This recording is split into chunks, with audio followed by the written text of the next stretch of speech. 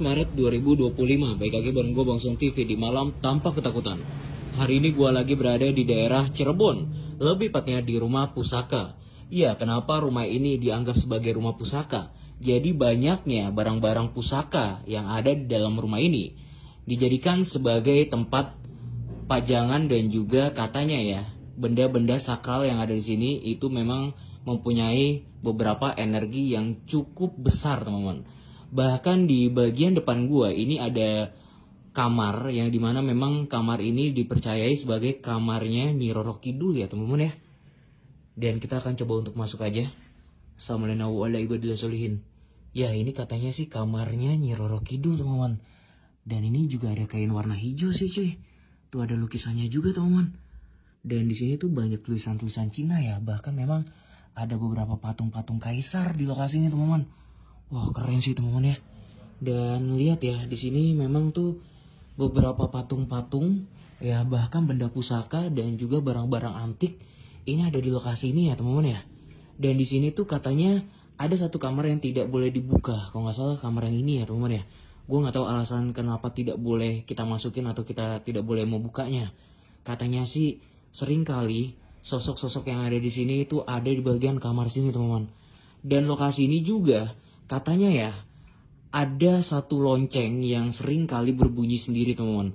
Bahkan kalau malam hari, lokasi ini tuh sering kali terdengar suara aktivitas tak kasat mata teman-teman. Wow ini tuh serem banget teman-teman, jujur ya ini gue merinding banget di lokasi ini. Bahkan di sini juga ada patung yang bisa bergerak sendiri dan juga lukisan yang bisa mengeluarkan darah dari matanya teman-teman.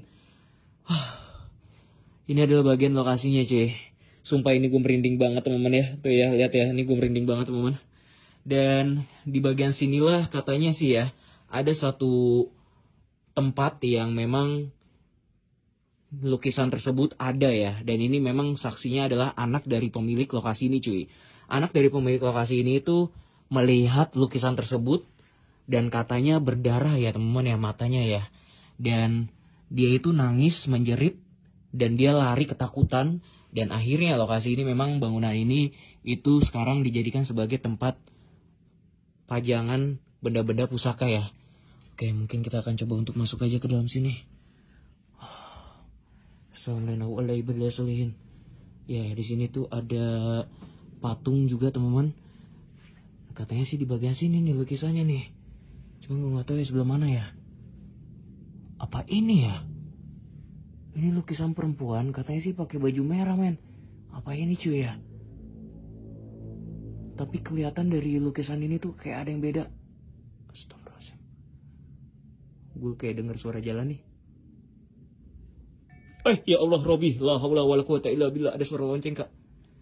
Ada suara lonceng. Astagfirullahaladzim.